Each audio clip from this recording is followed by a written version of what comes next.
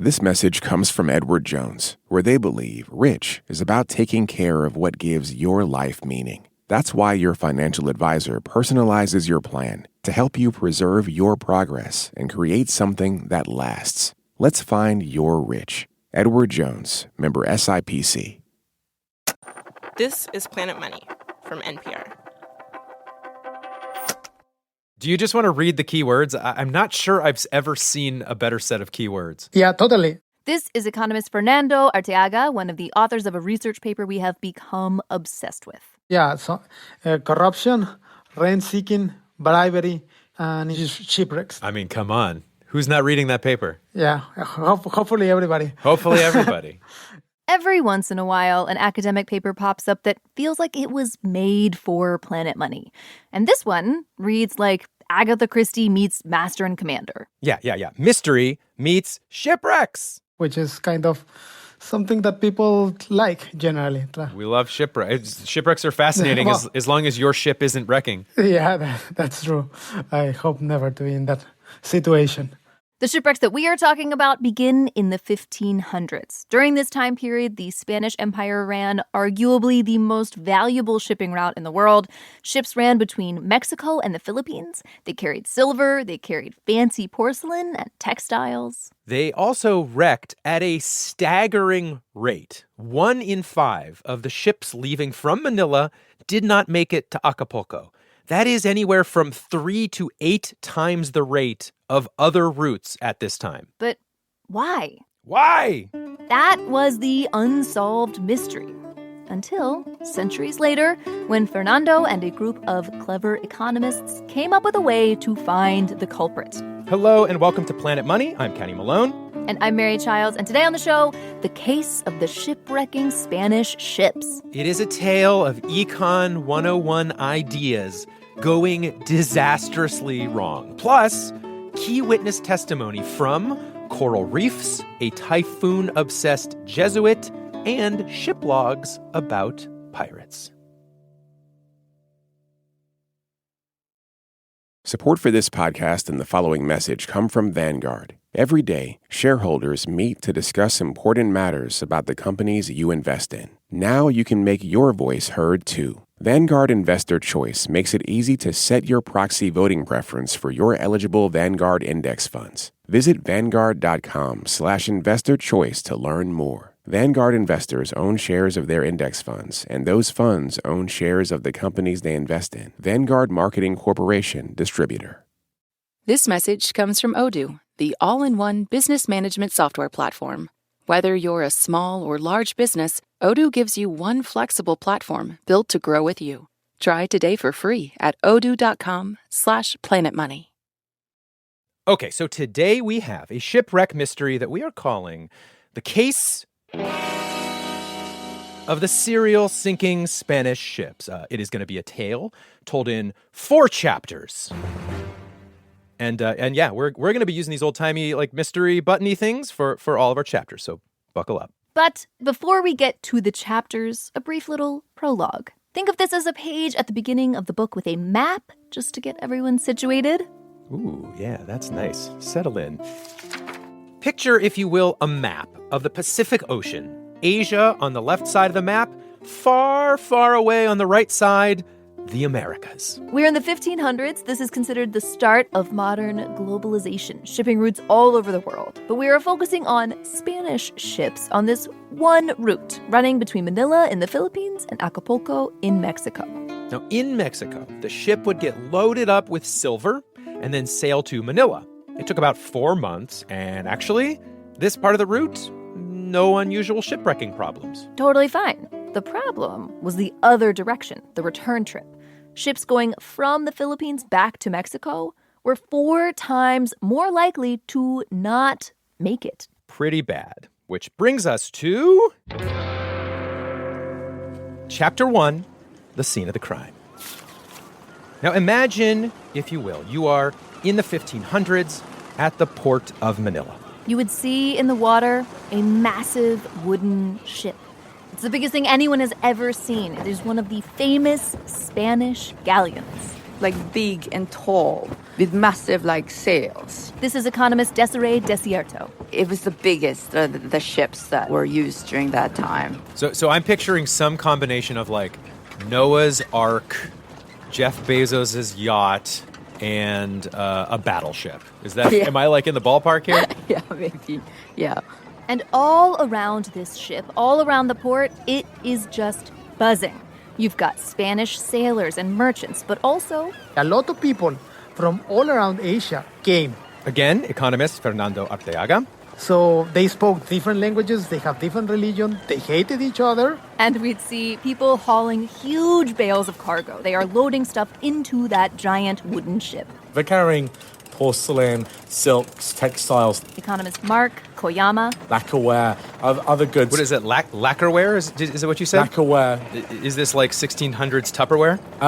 Fancier. I still can't believe you don't know what lacquerware is. I don't know what lacquerware is. What do you want? I have you some. Send me a picture later, please. I will learn what this is eventually. Desiree, Fernando, and Mark are the 3 co-authors of this paper that has inspired this whole episode. Yeah, and in some ways, they are the 3 detectives in this maritime mystery. With, in fact, a personal connection to this, centuries-old cold case about a shipping route running from Mexico to the Philippines. Yeah, so I'm Mexican. So I'm from the state Baja California. And basically, Desiree is from the Philippines. And so she also knows a lot about basically the local aspects of the history of the Philippines. All right, so we've got our detectives. We've got our scene of the crime. We have arrived at... Nice. Chapter 2, which I will admit fits a little less cleanly into the Agatha Christie mold, because here is where we would meet the person fated to an untimely end. Except we're talking about ships here, and there are really a few categories of people impacted by the eventual untimely end of these ships. Yeah, we need to look at the 3 key players for any given ship. First up, you've got the Spanish merchants. They are private business people trying to buy fancy stuff and ship it back to the other side of the Spanish Empire. Yeah, and again, the merchants are buying things like silks and jewelry, and Chinese porcelain in particular was unrivaled. Porcelain is something that requires a lot of skill, and it requires a quite demanding process that only Chinese knew how to do it. If you are a merchant at this time, basically the only way to get these things out of Asia and back to Spain and Mexico was through this shipping route. But it's not like these ships were running the route all the time. You would have maybe just 2 ships per year. 2 ships per season, per year. Yeah, max. Okay. Max. So for the merchants, this all just added up to Econ 101. Think about goods that are high in demand, and then there's just very few of them. That will really jack up the prices. If you, the Spanish merchant, got your fancy silks or porcelain onto this twice-a-year ship, well, your stuff would skyrocket in value when it landed back in Mexico and Spain. It would make you a fortune. So, okay, that's the merchants. Player number 2 here is the Spanish crown, the Spanish Empire. Now, they owned the ships. They took a cut of all the business. Spain had created a couple of key rules to help protect its very expensive ships.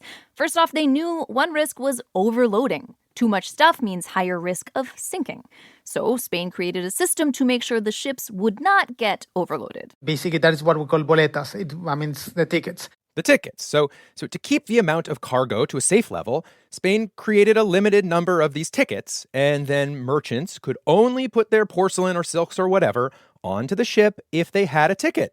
Limited tickets means limited cargo, means prevents unsafe overloading. But what is really, really important is sailing on time. Sailing before mid-July.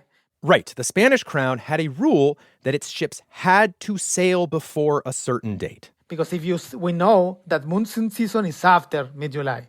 Monsoon season. The Spanish crown did not want its very expensive ships sailing into the very dangerous rainy season. And then our final player on the ship was the captain. The captain! Yes, him.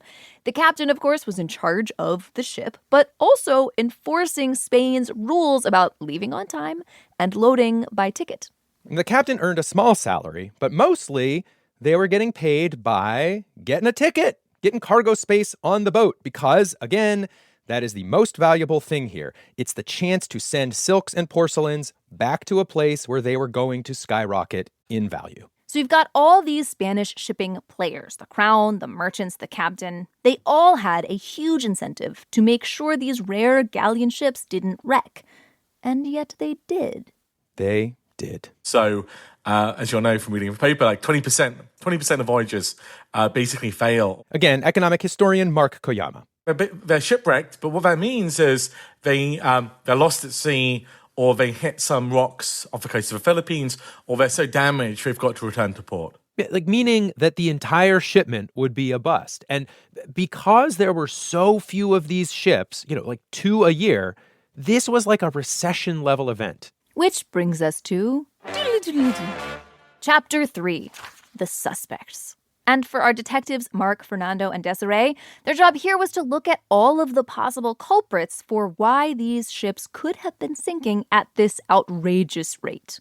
So, the first place, my brain goes, you've got valuable cargo on the high seas. Pirates. Could this be pirates? So that is recorded as something people are concerned about, but there's no correlation between these mentions of pirates.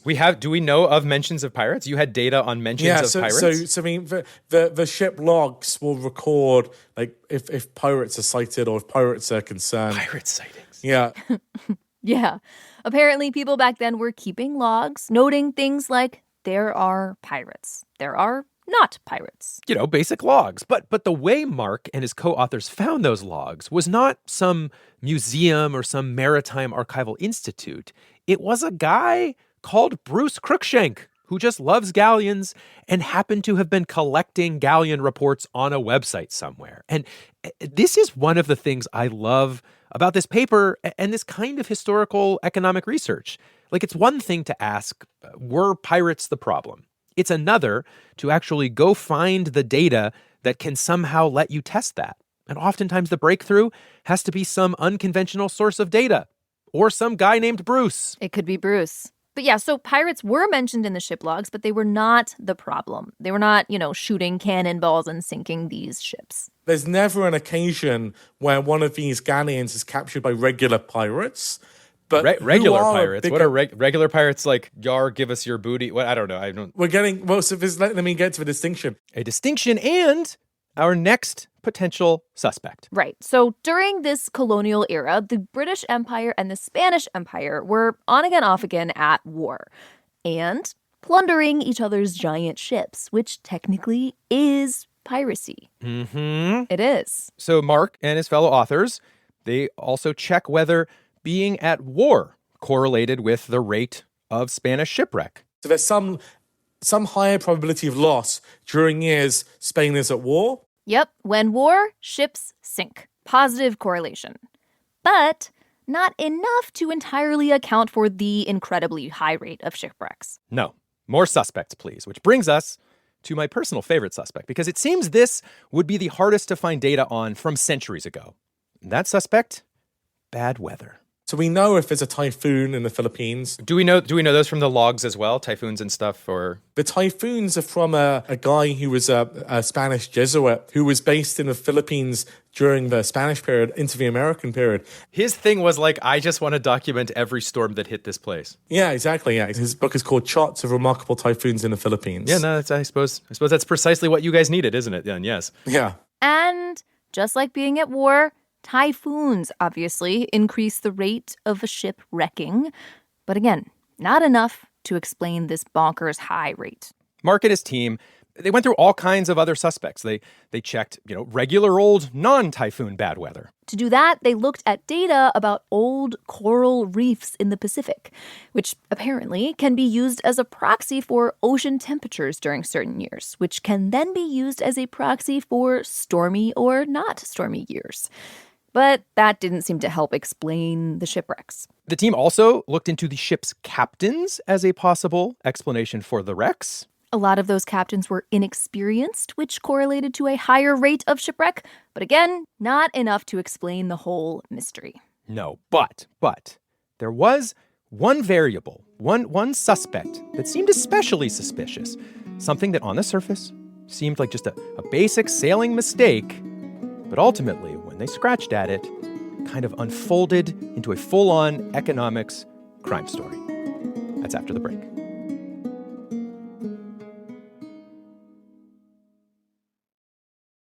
Support for this podcast and the following message come from Vanguard. Every day, shareholders meet to discuss important matters about the companies you invest in. Now you can make your voice heard too. Vanguard Investor Choice makes it easy to set your proxy voting preference for your eligible Vanguard index funds. Visit Vanguard.com/investor choice to learn more. Vanguard investors own shares of their index funds, and those funds own shares of the companies they invest in. Vanguard Marketing Corporation, Distributor. Support for NPR and the following message come from Rippling. These days, you can chat with AI about almost any business problem, but Rippling AI is designed to actually solve them. That's because Rippling AI is built on your live global workforce data, so it doesn't just uncover insights into your business, it uses them to take complex actions across your departments. Ready for AI that isn't all talk? Head to rippling.ai/money and get AI that turns insight into action. That's rippling.ai/money. Sign up today. This message comes from Odoo. Running a business shouldn't feel like surviving a software group project. Start managing your business with one unified system.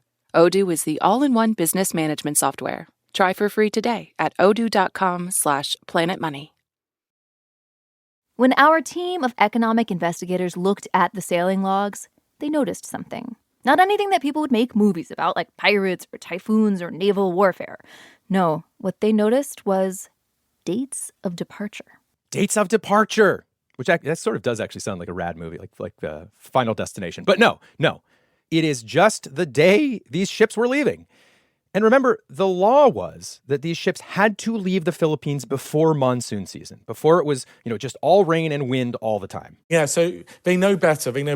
Do not sail later than this date because, we know that this is risky. And yet, when our detectives examined those old logs, they found that very often these ships were blowing the sail-by deadline and sailing directly into treacherous waters. In fact, when our economists ran the numbers, this was the best predictor of a shipwreck. This was the culprit, leaving too late and running into monsoon season. And look, this was different than the other kinds of weather stuff they had checked. Right. This is not getting caught off guard by a random typhoon, like a hurricane in the middle of the Pacific. And this is different from getting wrecked during an unusually stormy year, from the coral reef data. No, this culprit, this was ships leaving later than they are supposed to and sailing right into the predictable, regularly scheduled monsoon season. Yeah, which raises a much bigger mystery, really.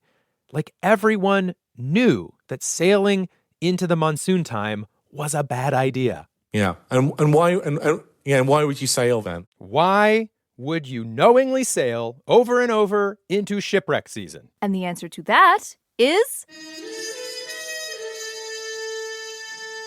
our final chapter, which we are calling "We Would Have Gotten Away with It If It Weren't for You Meddling Economists." Yes. This is where Scooby-Doo unmasks the culprit. Except in this case, we pull off the mask to find a series of small economics lessons that add up to one gigantic lesson in how to get a lot of shipwrecks. They're all stacked in a trench coat. So to explain this, we're going to point out a few of the clues that were in the story all along. Clues that conveniently come with their own economic idea. So we begin with clue/economic idea number 1, protectionist trade policy. Right, okay. So at this time, other empires ran their shipping routes like a bit more laissez-faire. So lots of ships, lots of opportunities for merchants to get their goods on a ship. But this Manila Galleon route, you will recall, You would have maybe just two ships per year. Now, there is a bit of a backstory there. Right. See, there were other merchants back in Spain who didn't want to have to compete with this amazing porcelain and silk coming in from Asia on these Manila ships. So the merchants on that side want to restrict that. So a lot of lobbying. Lobbying of the Spanish government by the merchants. And they got their wish. Initially, trade was restricted to just 2 ships a year. And then later on, it was restricted to just 1 per year. 1 ship making this trip per year. And yes, this meant only 1 boatload of amazing silks and porcelain could enter the marketplace to compete. Lacquerware. Which was good for the domestic merchants. But the unintended consequence was happening back in Manila. The more this got squeezed, the more valuable it made getting stuff on this ship. If you could get your stuff onto this 1 ship, it would mint you a fortune. Which brings us to clue/econ idea number 2. Marginal benefit. You will recall, to safely control the weight of the ship, Spain had set up a system. Basically, that is what we call boletas. A ticket system. And this is what the captain was in charge of basically overseeing. Now, imagine, if you will, you are a captain. All your ticketed spots are all filled up. Say it's June 30, which is like the weather's still good, right? And you're ready to go. The ship is already at its legal limits. But there are merchants without tickets, or maybe merchants with extra cargo that didn't fit their allotment. Now, on a different shipping route, where ships are running all the time, this is no problem. If that's the case, then they're basically, we'll just wait for the next ship. But not here. The protectionist lobbying meant fewer ships, which meant it was very important for those merchants to find a way to get 1 more load onto that boat. The marginal benefit to them was astronomical. It was the difference between a fortune and waiting until next year to ship goods. And so merchants, they start coming up to the captain with their extra cargo. Will you take it on board? And the captain says, I've got to go. This is the departure date. And the merchant says, how much money will it take to delay the ship an extra 5 days so we can load my stuff? So really, with this bribe, this merchant is asking the captain to break both of Spain's anti-shipwrecking rules. It would overload the ship, of course. But also, loading more stuff takes more time, and more time means leaving later and sailing into riskier seas. Which you would think would all be big red flags to the captain who actually has to be on the ship. But here is our final clue/econ idea. Marginal risk. Because for the captain, adding 1 more load of stuff and leaving a little bit later, it does not guarantee a shipwreck. Right. Maybe the captain thinks, the risk of shipwrecking goes up 1 or 2%, but this guy's offering me, 5 or 10% more money. Maybe it's worth it. And the captain said, okay, give me more money. I will load more of your cargo. Right. There is some bribe amount that could make the math work. It could make the additional risk of shipwreck, like the marginal risk, worth taking. So in the end, it seems like the real culprit here, what really doomed the Manila galleon shipping route, was kind of everyone involved. It was all of them, Mary, all of them. And it starts when merchants want to limit goods coming from Asia, lobby for fewer ships.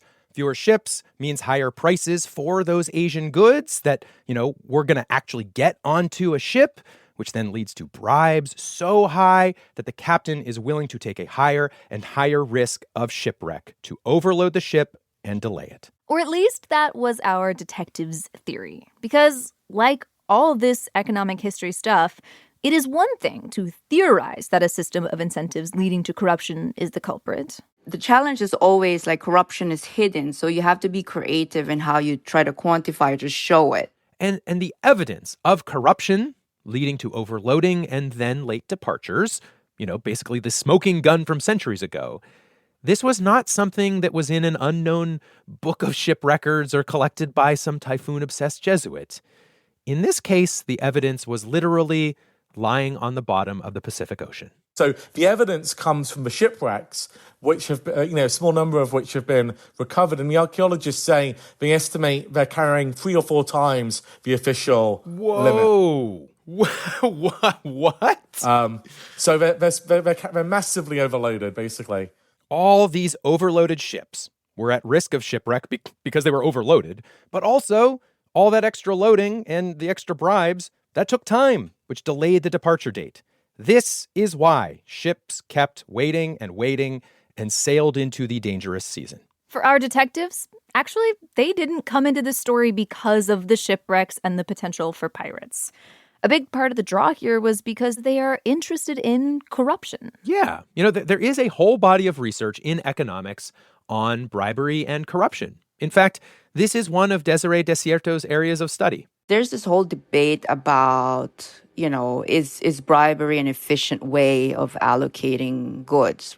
Yeah, the argument is that bribes can function like a in-the-shadows, off-the-books auction. There's a bunch of kind of models which show that, bribery is just a way of allocating the good to those who value it the most. And I'm so glad that we actually found that, no, actually, it can break down and lead to inefficiency.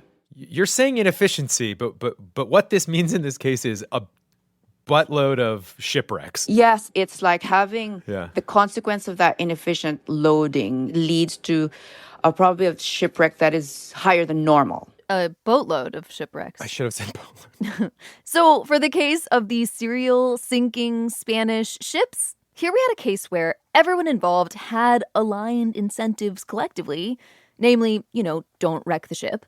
But the problem was, individually, they all had these different risk calculations. Right. So think about it. Like the Spanish crown, they wanted zero risk of crash. And that is why they put rules in place to prevent late sailing and overloading. Then the desperate merchants. Each one knows that bribing their load of cargo onto the ship would increase the risk of shipwreck, but one load of cargo, not going to increase the risk that much, especially considering how much one stands to make. And then there's the captain. Ironically, you'd think he would want the risk of shipwreck to be as low as possible, but that is not what happened here. No, because there were so many bribes and they were so big that this voyage turned into a captain's lottery ticket. Actually, it's like your just one voyage you can retire on it, Wow. Yeah. A captain can easily, one voyage, get, say, on today's money, something like $2.5 million. And so the captain is simply doing different math than everyone else involved. A 1 in 5 chance of shipwreck looks bad on paper, but to the captain, that's a 4 in 5 chance of not shipwrecking and never having to work again. That's pretty good. It's not bad. And so, apparently, he was willing to push the risk up for everyone involved. It's a good lesson, really. You are working with people who ostensibly have the same incentives. You might all be pushing in the same direction, but how each person is pushing matters quite a lot. Coming up next time on Planet Money. Over the past few decades, there's been this new idea that maybe the way to help people out of poverty is to just give them money. But what's the best way to give people that money? Well, we look at a big new study that offers some surprising results. So that's beautiful. In a sense, that's the kind of thing when you see it, you say, okay, the world makes sense. That's on the next episode of Planet Money. You can email us planetmoney@npr.org or find us on TikTok, Facebook, or Instagram. We are @PlanetMoney. Our show today was produced by James Sneed. It was edited by Jess Jiang, fact-checked by Sierra Juarez, and engineered by Cena Loffredo. Alex Goldmark is our executive producer. I'm Mary Childs. And I'm Kenny Malone. This is NPR. Thanks for listening. Yarr.